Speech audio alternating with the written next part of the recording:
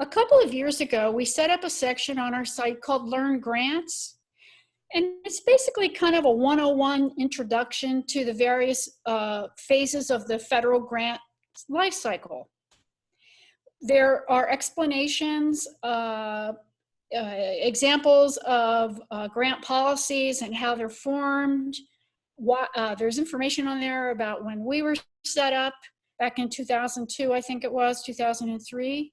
There's grant terminology, and when we know about various grant events, upcoming trainings, conferences, and such, we will post them on our website. Next. We also have a place where you can subscribe to receive email notifications. They can be customized as to such as folks that want to subscribe to a particular grant funding opportunity or an entire grant management or federal grant agency, and so forth. Next slide.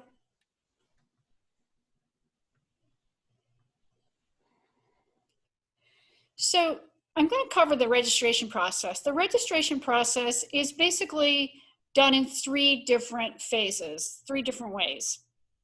So if you're a new applicant to Grants.gov, to the federal grants life cycle itself, you've never submitted an application, you will need to get if you're an organization, that is.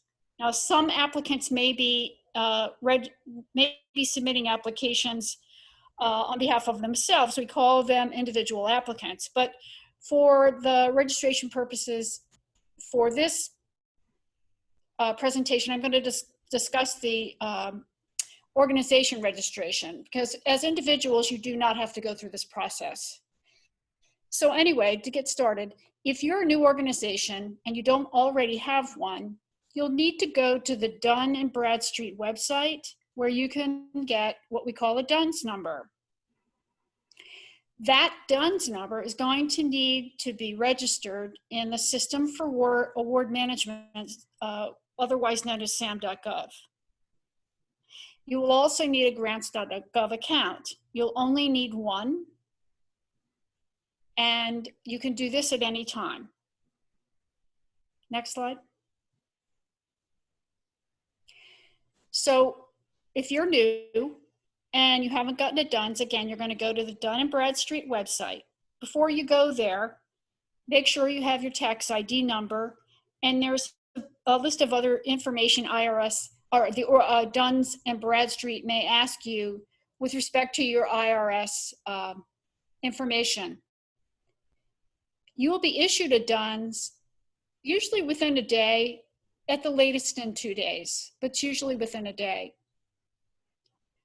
So the next step in this process would be for the person in the organization who's going to oversee all the fiscal and just business activities for that organization. We refer to that person at Grants.gov as the electronic business point of contact, or eBiz POC. This is a registration setup that begins in the SAM.gov system itself. Once you are registered and your organization's account becomes active in SAM.gov, you as the eBiz point of contact will oversee all the activities for your organization within Grants.gov, such as approving the applicant organization representative, or AOR, within your organization that will be submitting applications on your behalf. I cannot stress enough the importance of giving yourself lots of time to complete your SAM.gov registration. We tell people 10 business days, but it can often take longer than that. So if you think you're going to be submitting an application soon, you're a newly formed organization or forming organization, you'll want to start that SAM.gov registration very soon. Next slide.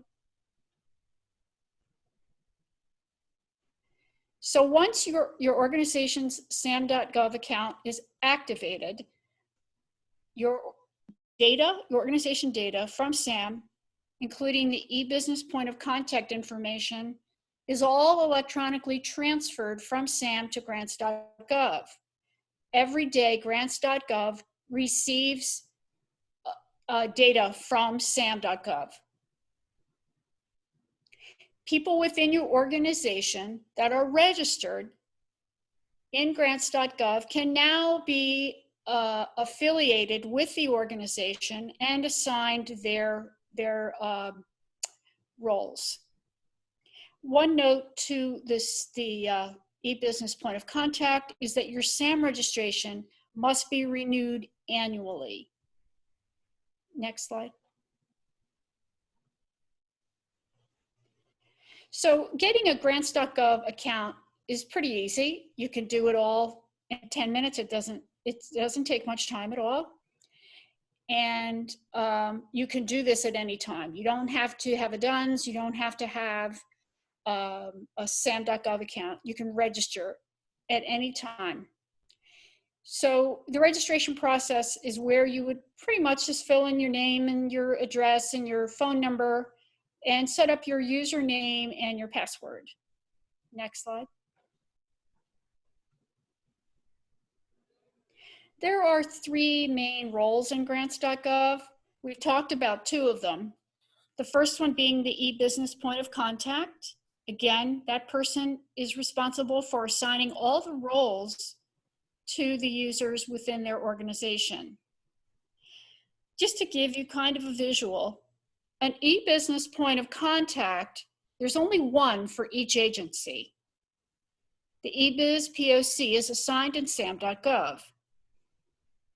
Now, an eBiz POC, just because there's only one of them, there can be many applicants, or AORs, we call them, as well as other people affiliated with the organization that aren't necessarily AORs, or another role, which we call workspace manager.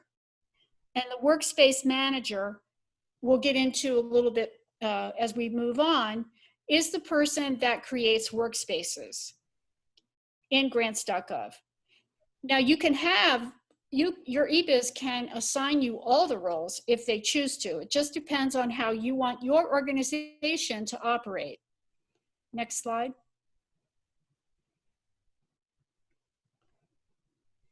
So searching grants has changed a bit over the years. If you're not familiar with it, the next few slides will help you understand ways in which you can search Grants.gov for federal grants. So next slide.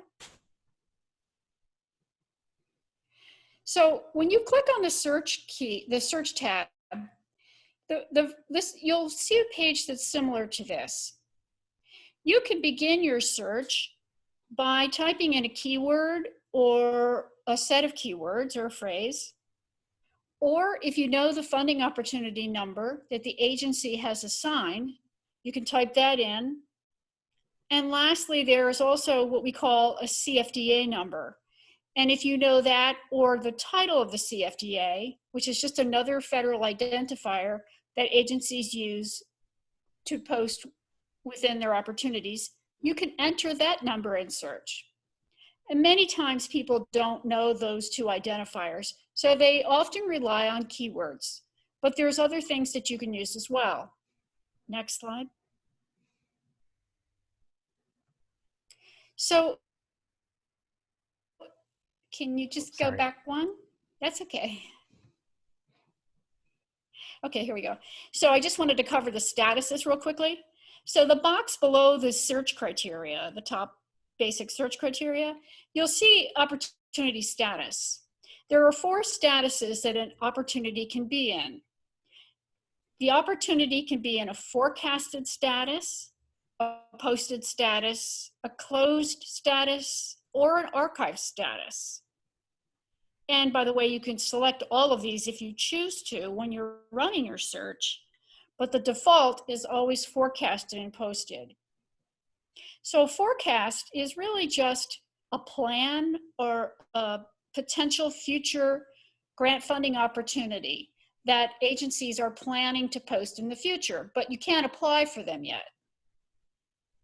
If the application or the opportunity, I'm sorry, if the opportunity is posted with a status of posted, means that it's currently open and is accepting grant applications. If the opportunity status is closed, that means that the opportunity itself has just recently closed within the last month. And then lastly, if the status is, if you select the closed or the archive status, if the archive status is selected, it will pull up results as many as what the number there is 50, almost 51,000. So these are opportunities that have been posted for years. Now, why would someone want to look up archive opportunities? And I'll tell you why. If I'm new to grants and I want to know if they offer, if there's anybody out there that funds a certain type of activity that may not be appearing right now, but maybe in the past, I can always search on closed and archived opportunities. Next slide.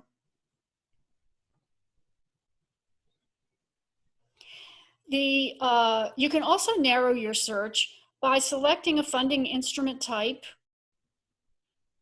a specific eligibility or eligibilities, a funding agency, which many people find very valuable, such as the EPA or the HUD or USDA, such as yourselves, what you're interested in now.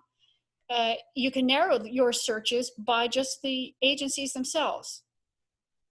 Next slide. What's actually in a grant funding opportunity? Let's take a look. So again, we talked about forecast. Now, not all agencies use post forecasts, but many more are.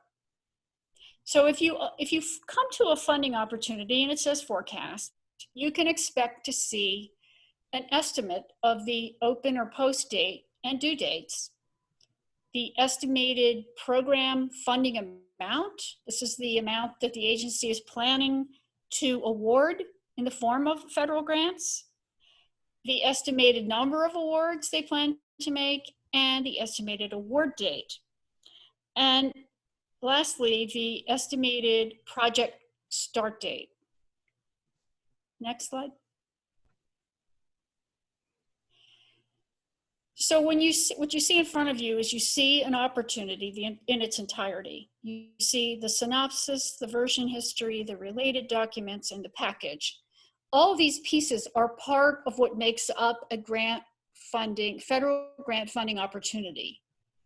The synopsis, in many ways, which is where we are right now in this slide, is very similar to the forecast. If an agency creates a forecast, the forecast often becomes the synopsis with a little bit of a variation between the information that's provided in both. You're going to find the opportunity number, the open and closed dates, the program funding amount, number of awards, etc.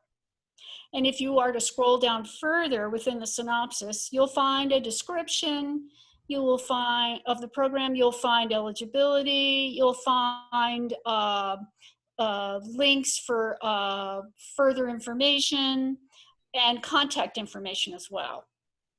Next.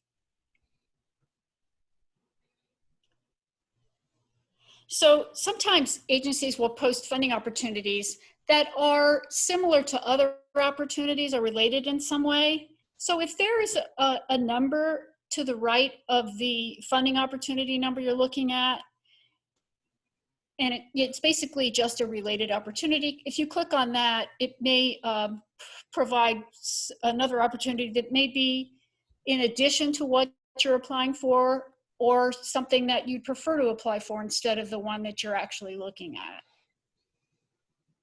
Next. So the tab to the right of the synopsis is what we call the version history. There are often times when federal agencies will have to modify an opportunity that they've posted in the past that is still open.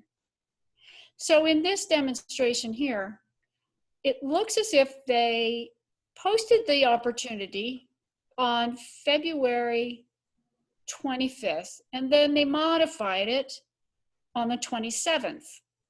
And if you look down to the bottom of the screen where you see the highlighted dates, in this case, the agency extended the deadline. So it's often a good time to, it's often a good idea to look under version history just to make sure that you can see some of the changes that they may have made. And sometimes if you click on version history, there won't be any changes. You'll be in the actual original posting. Next. To the right of version history is what we call the Related Documents tab. Again, not all federal agencies will post documents in this section, but many do. What you'll find here is often supplementary documentation to the announcement itself. It's often what we refer to as the full funding opportunity announcement. It will have instructions, it will have information about the program. They could post pretty much anything there that would supplement the opportunity and assist their applicants in the preparation of their application. Next. And lastly, we have the package itself, which contains all the forms that you'll need to fill out when you submit your application. You can also sign up to receive email notifications if an agency changes the forms in any way. Or if you're just browsing through and you find an opportunity and you're really are not ready to apply for it, you can preview the list of forms and instructions. Next.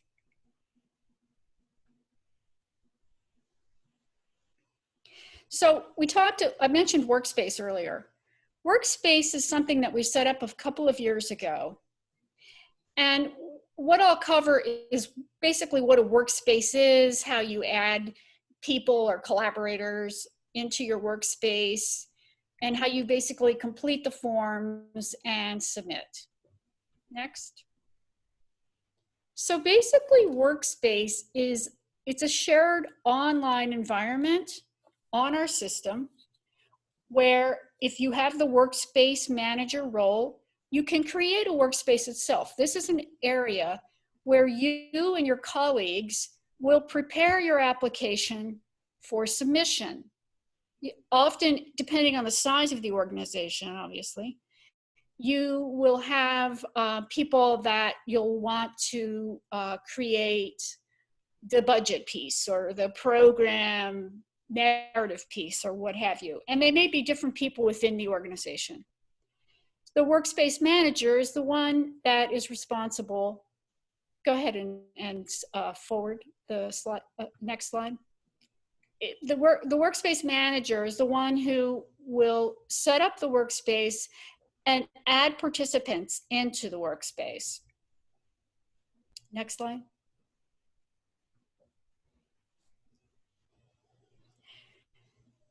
So there's different ways that the workspace manager can add. They can add you by username or email address, but first of all, you have to have a Grants.gov account. It can be just a basic account.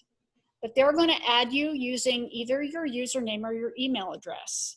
They also have the control of removing people from the workspace. And they can also reassign the ownership of the workspace. They can basically make someone else within the workspace the manager. So there's a lot of flexibility. Next. Again, there's those key roles. There's the eBiz point of contact. the AOR, and the workspace manager. And we also have a special role we call the expanded AOR, which basically allows that person with that role to view and submit the application for any workspace within the organization. So an organization can have many workspaces just depending on how many applications that they submit for different programs. Next slide.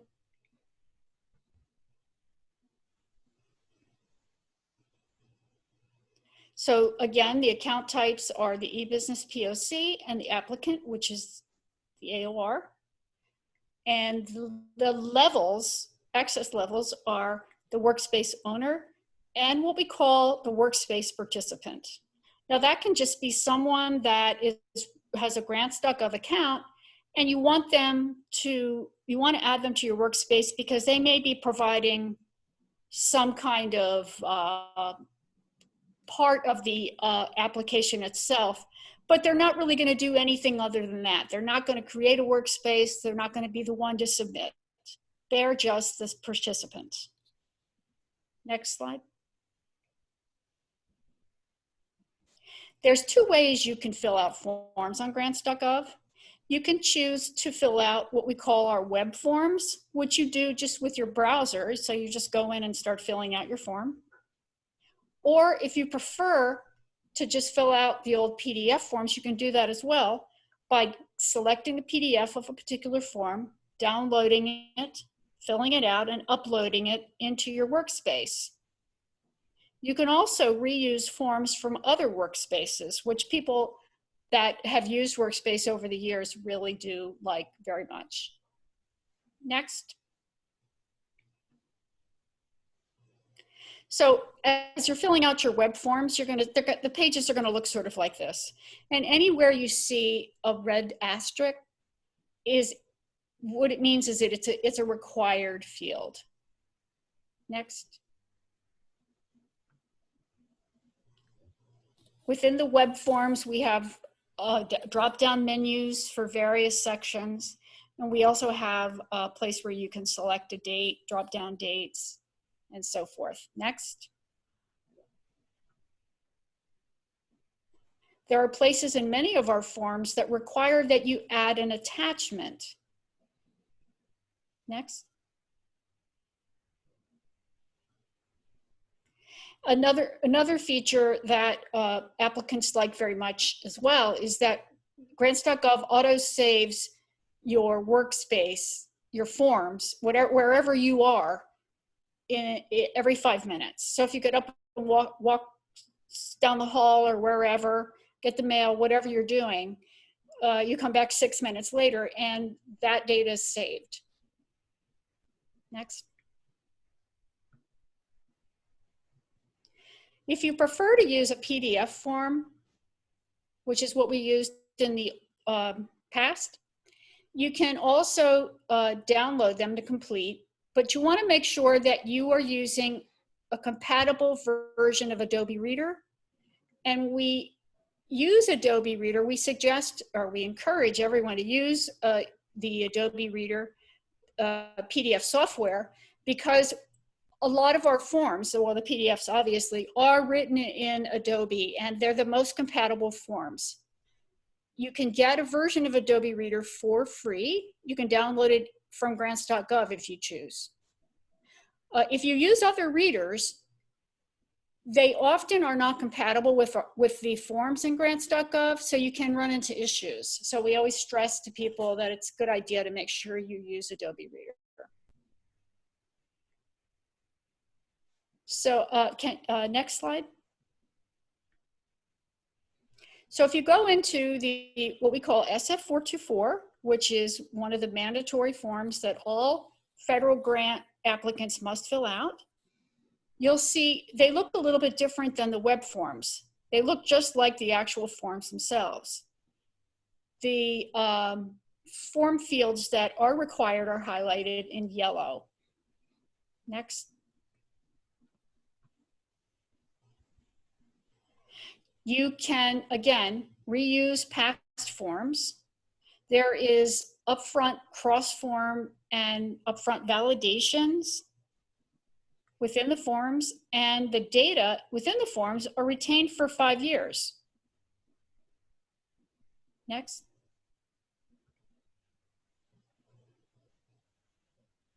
You can select past workspaces forms with the same form titles. You can just click select to import that form into a workspace. Next.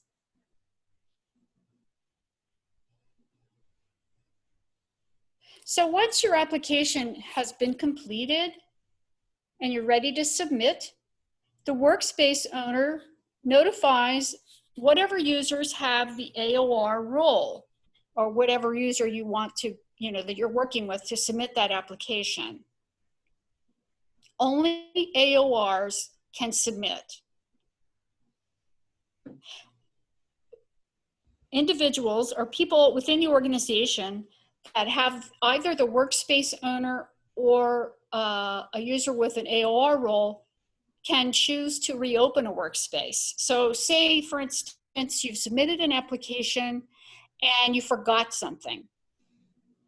Anyone with the workspace owner role or AOR role for the organization can choose to reopen that workspace, edit it, and resubmit. Next. Once you've submitted your application, you can at any time download the entire application or forms with the PDF attachments. So you can see what you actually submitted in Grants.gov. So if there's any issue with the agency for which you are applying for funding, they say they didn't get everything, you can see exactly what they've received because you know it's there, it's in Grants.gov. Next. It's really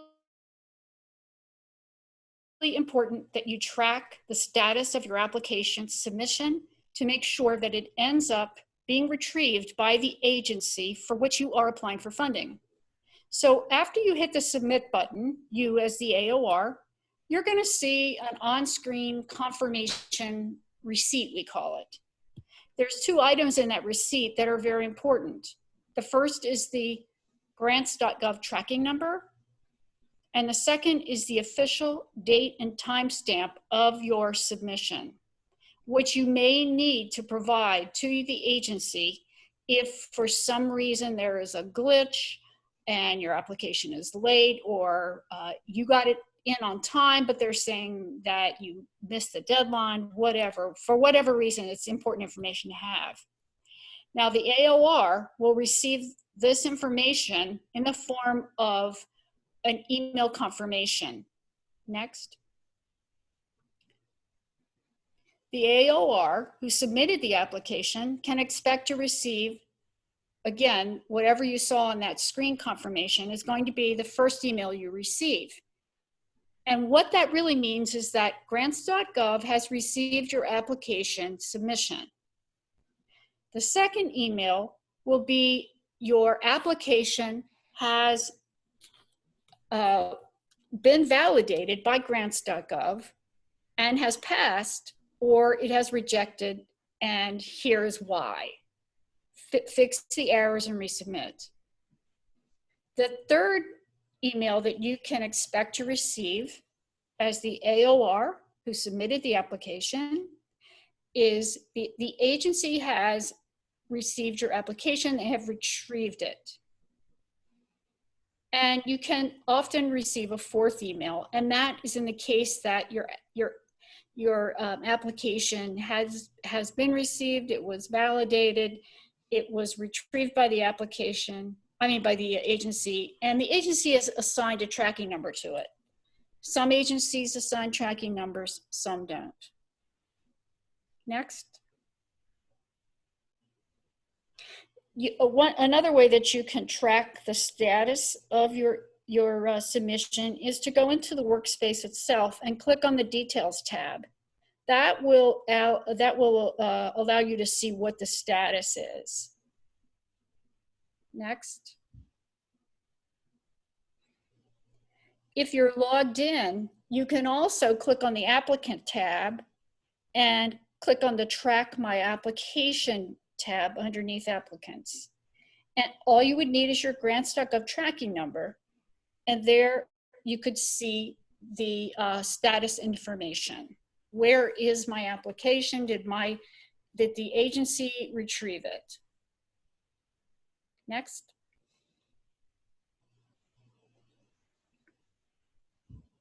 You can at any time download in a zip format, or you can download a full PDF of what you have submitted once it's been validated.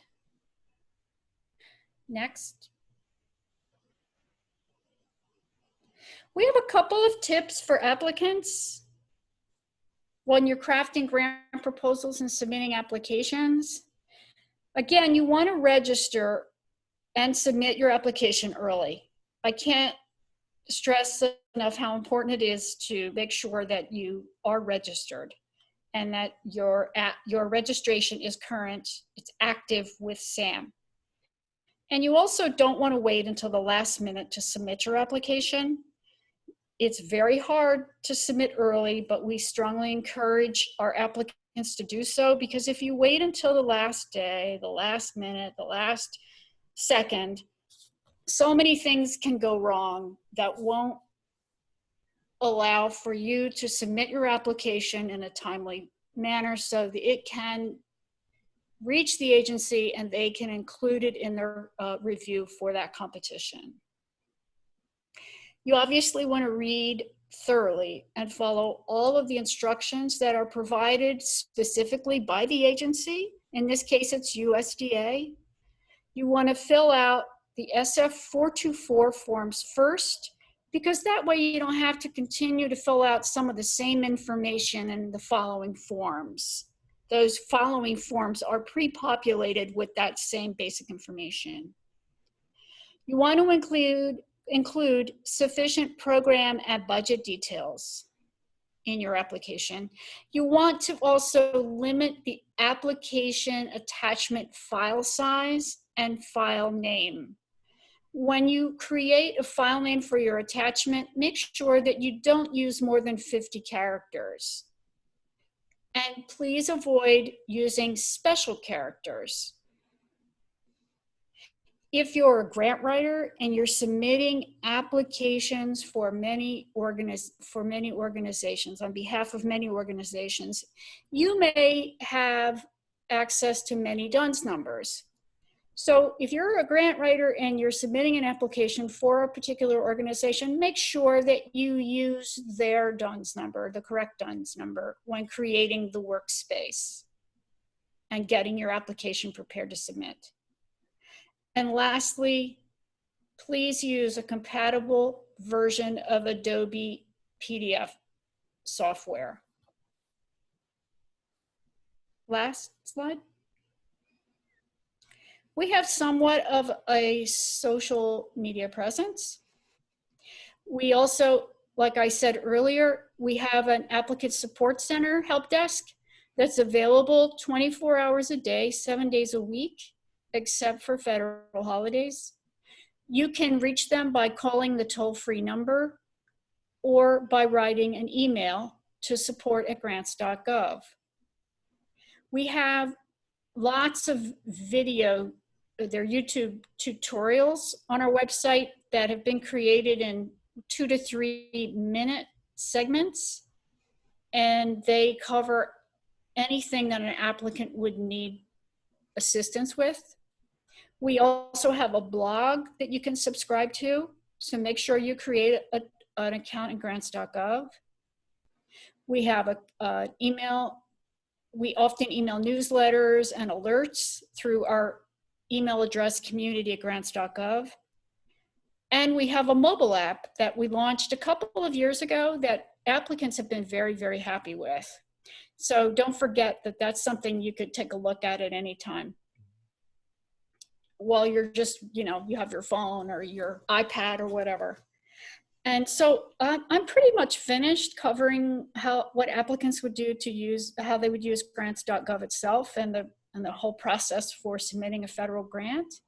So I'd be happy to take any questions that you might have at this time.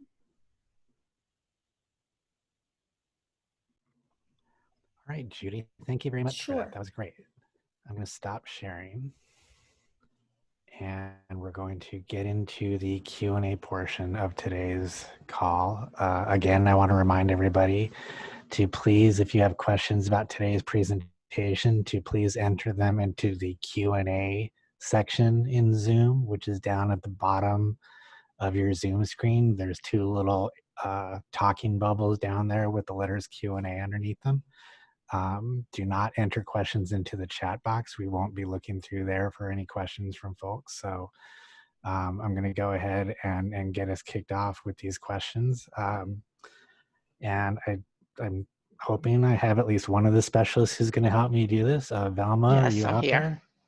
Oh, perfect. All right, so let me get into the Q&A section here and just take a look at what we have. So, Judy, the first question we have is, what is the difference between sam.gov and login.gov? So it's kind of confusing. Login.gov, I believe, I don't know that much about it, but I believe that it is a single sign-on,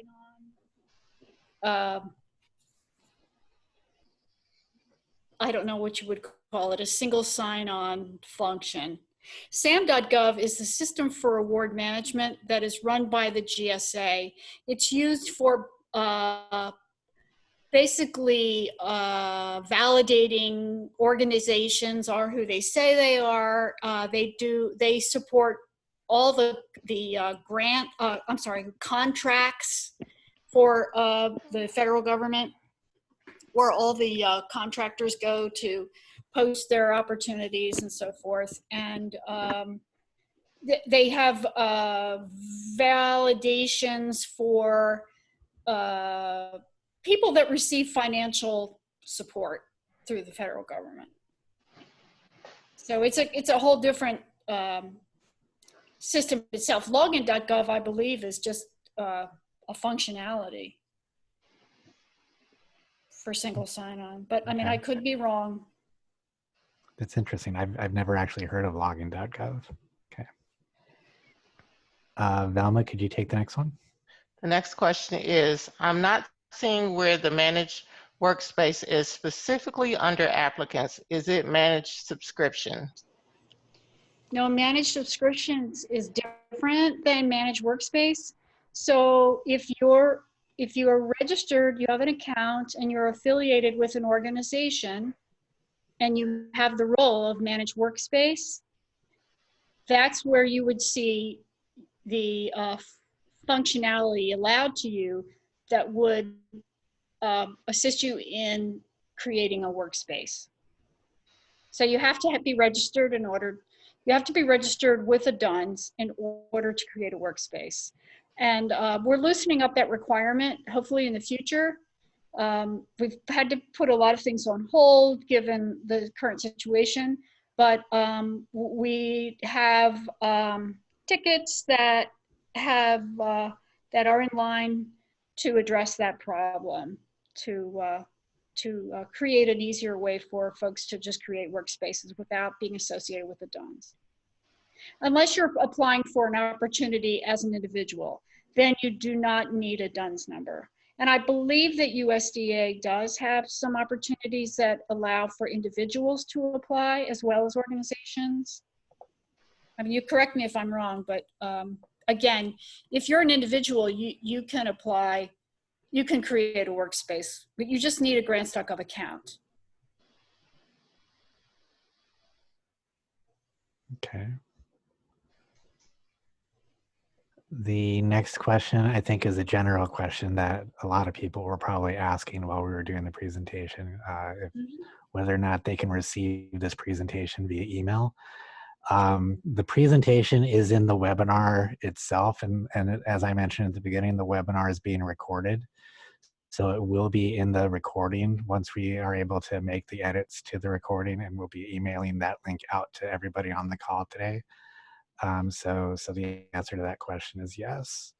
And then the next typed question here isn't really a question. It looks like someone just typed authorized organization representative, AOR. Maybe they were letting somebody know what AOR stood for. I'm thinking that's probably the case. Yes. So I'll just go on to the next question. So does an individual applicant need to go through SAM and need a workspace? And I think you actually just answered that. Yes, you would need, you do not need to register in SAM as an individual. And if you're going to apply for an opportunity that is open to receiving applications from individuals, and you do need to create a workspace, yes. Okay, great. And you Okay. do not need a DUNS to create a workspace in that case. Okay. The next question is, how is the workspace manager role assigned and who assigns it? The workspace manager role is assigned by the eBiz point of contact, the eBiz POC. Because that person, again, has all the fiduciary responsibility, basically. They're the ones that register in SAM.gov. So they're responsible for how you manage your money as an organization when you get federal funding. So they are the ones that assign roles for all their people within the organization. So to get a workspace, to get any role, the eBiz POC would have to assign that role. So you as an applicant would register, and if you have a DUNS at that time, you would enter that DUNS and register as an organization, with an organization, and then the eBiz would get an email and they would go in and assign you the appropriate roles. So in some cases, you know, people can be in a workspace and just be a participant. They don't have to be the AOR or person that submits, and they don't have to set up workspaces, so they wouldn't need that role. But they would be affiliated with the organization through their DUNS number. Okay, great. The next question is, what does it mean to use option forms in the application? Optional forms. Well, so agencies will create funding opportunities, and they will often include, well, there's always mandatory forms, and the SF-424 cover pages are always mandatory for any federal grant application submission, whether it's paper, however, they've been around a long time. Optional forms are those that the agency selects as part of the application package. And in some cases, there are certain forms that not everyone will have to fill out that will be a part of the competition, so to speak. And so the agency will post those forms as optional. So not everybody has to include it with their submission. If a form is posted as a mandatory form, it must be included in the submission. An optional form does not have to be. Okay, next question. On the last slide, email for newsletter and alerts. You could email community@grants.gov. I would also suggest that you create an account in Grants.gov so that you can sign up using the subscription service that we have. And again, all this information is on our website somewhere. And if you're still having trouble navigating the site, you can reach out to our support desk, again, anytime. So the next question, I think, is probably for us, the AMS program and program specialists. Would a farm be considered an individual or an organization? That's a great question, and I've actually gotten that question several times in the past. And the other specialists can weigh in on this if they would like to. From an application perspective for grants, a farm that is registered as a business is typically treated as an organization. But like I said, if anybody else on the call would like to add to that answer, please feel free to do so. That is correct. And they should probably just email us at USDA FMPP questions. And we can provide them further information or guidance on that. Great. So that's USDA FMPP questions At USDA.gov. USDA.gov, yes. Okay. Next question. I received an email that my DUNS expire. The renewal through the SAM support net is $500. Is this an unofficial website scam? That is an unofficial website scam. It does not cost you any money to get a DUNS, to create a SAM account, or to submit an application.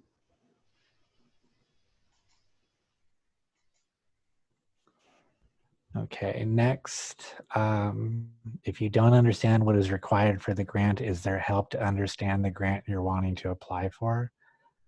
I can answer that somewhat. And then if Judy, if you have just some general thoughts that you could share, you can go ahead. But for our grants, I will be posting information in the chat box about the upcoming webinars that are program specific. But the grant opportunities as listed in Grants.gov also contain contact information for the grant opportunity itself in the, I believe it's the synopsis section that Judy was talking about during her presentation. So if you have questions about a specific grant that you're interested in applying for, there is information in the opportunity listing on Grants.gov on who you can contact with those questions. Yeah, I would agree with your explanation.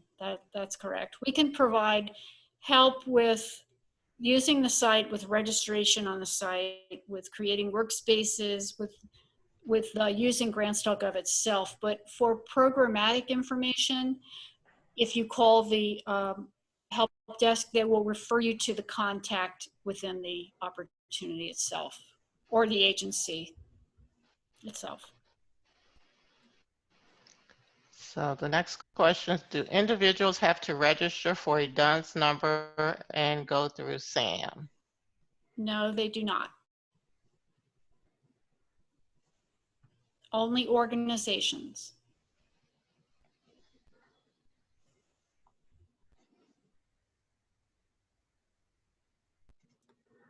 So the next question is, I made a profile in Grants.gov. How do I connect it with my organization? Does the person who owns the organization, quote unquote,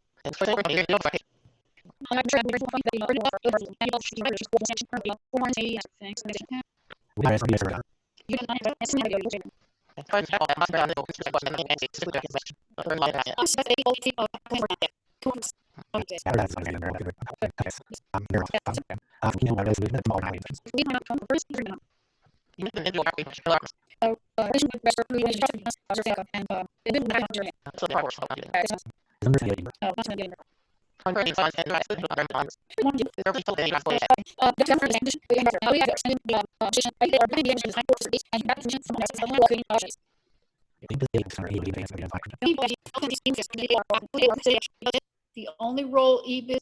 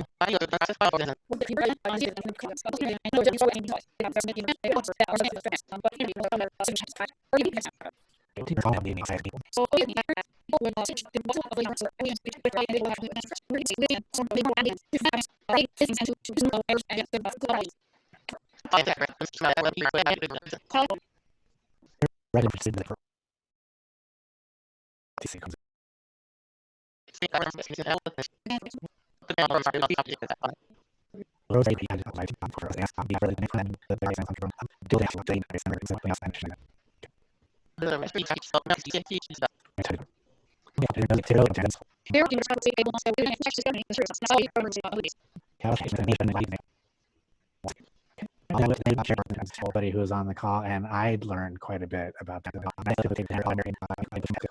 And have our presenter give her presentation live to everybody. So thanks again to everyone. And with that, we will go ahead and sign off. Thank you very much. Great job. Thank you. Bye-bye. Be safe out there, everybody. You too.